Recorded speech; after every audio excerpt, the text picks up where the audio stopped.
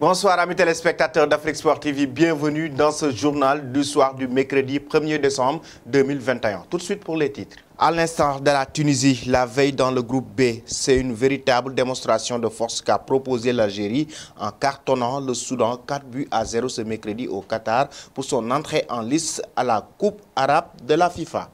L'attribution du Ballon d'Or à Lionel Messi du trophée Yacine à Donnarumma ne fait pas l'unanimité chez les observateurs. Face aux critiques, le patron de France Football est sorti de sa réserve pour répondre aux détracteurs. Zlatan Ibrahimovic a encore frappé dans un long entretien accordé à la presse italienne. Le Corriere della Sera, pour être exact, le géant suédois a encore lâché des pics dont lui seul a le secret. Après l'avoir tant désiré et réclamé pendant des mois, les supporters du Real Madrid auraient-ils décidé de tourner le dos à Kylian Mbappé? Et puis pour terminer, dans une vidéo diffusée sur les réseaux sociaux, le défenseur central du FC Barcelone, Samuel Umtiti, s'est disputé avec des supporters dans les rues de Barcelone. Ces derniers se sont présentés devant la voiture du champion du monde en tapant sur le capot. Bienvenue dans ce journal du soir que nous allons démarrer avec la Coupe arabe. Comme la Tunisie l'a fait hier face à la Mauritanie, l'Algérie s'est baladée lors de son entrée en lice dans cette compétition opposée au Soudan. Les Fennecs l'ont en effet remporté 4-0. La décision était déjà faite en première période alors que les Algériens menaient 3-0 grâce à un doublé de Bounedjah et un but de Ben Lamri. Si les Soudanais espéraient revenir avec de meilleures intentions, ils ont vite été douchés alors que d'entrée de seconde période, Soudani réduisait à néant les espoirs des crocodiles du Nil. Grâce à ce succès, les Algériens débutent idéalement leur compétition alors que leur prochain match aura lieu le 7 décembre prochain contre l'Égypte. La polémique concernant le titre de Ballon d'Or France Football 2021 qui a été décerné à Lionel Messi continue toujours avec des observateurs qui ont crié au scandale. Hier, on a vu la réclamation de l'entraîneur de Liverpool, Jürgen Klopp, mais aussi un autre chroniqueur comme Habib Beye a carrément décrié ce Ballon d'Or 2021 et Pascal Ferret, qui est le rédacteur en chef de France Football, s'est défendu sur ses critiques sur le choix porté sur Lionel Messi pour le Ballon d'Or. On est amené à se prononcer, à se désigner des préférences. On se base sur ce qu'on voit, sur ce qu'on dit. À partir du moment où l'on a accepté le principe de subjectivité, je pense que ça va beaucoup mieux. Ce n'est pas injuste. Peut-être que Lewandowski le prend comme une injustice. Lui seul a le droit parce qu'il est concerné. Les autres ne sont pas concernés. Ils ont juste à respecter le vote des jurés. Le Ballon d'Or n'est pas la seule distinction qui a suscité le débat cette année. Habib Beye avait poussé un coup de gueule concernant le choix d'attribuer le trophée Yacine récompensant le meilleur gardien de l'année à Donnarumma plutôt qu'à Edouard Mendy, des propos qui ont fait réagir le rédacteur en chef de France Football. Je n'ai pas envie de répondre à Habib Beye. Tous les ans, il revient sur le même terrain. Il va falloir qu'il change de terrain.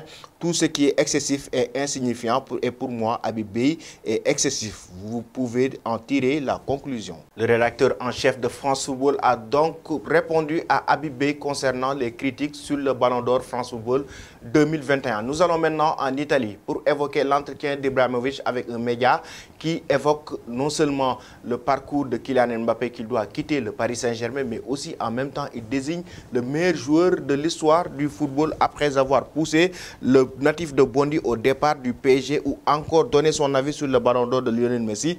L'ancien de l'Inter de Milan a livré le nom de celui qu'il considère comme le meilleur de tous les temps dans un entretien fleuve. Le Milanais a encore fait état de son admiration pour Ronaldo Nazario. Pour lui, le Brésilien était au-dessus de tout le monde, devant même les Messi et Cristiano Ronaldo. Le joueur le plus fort de l'histoire, Ronaldo El Fenomeno.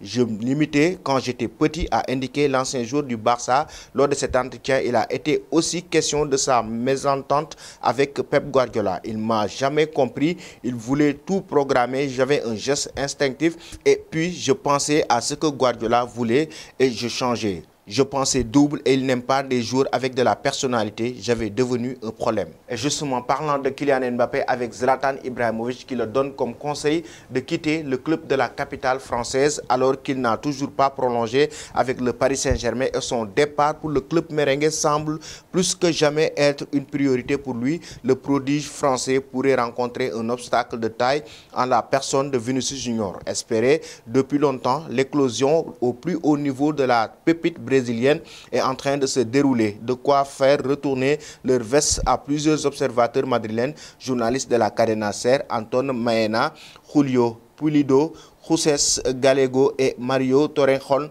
ont livré leurs sentiments lors de l'émission Carousel Deportivo et il n'est pas vraiment favorable à l'arrivée de Kylian Mbappé. Pourtant, loué il y a quelques semaines encore pour Maena, les prestations proposées par Vinicius Junior ont donc déjà affecté tout le reste en ce moment. Vinicius est un titulaire incontesté du Real Madrid et il le mérite. Je ne me souviens pas d'un footballeur ayant à ce point fait vibrer Santiago Bernabéu depuis longtemps. Les gens vont au stade pour le voir et l'apprécier le mercredi. Vinicius est meilleur que Kylian Mbappé. Julio Pulido est tout aussi catégorique et conseille même fortement Florentino Pérez et au Real Madrid d'oublier Kylian Mbappé et d'opter pour un joueur au profil différent. Le Real Madrid devrait envisager d'oublier Kylian Mbappé et signer Erling Haaland pour jouer avec Vinicius Junior. Même son de cloche pour le journaliste Jesus Gallego qui concède d'abord que Mbappé est un joueur que le public aime mais qui considère également que la solution offensive dont a besoin actuellement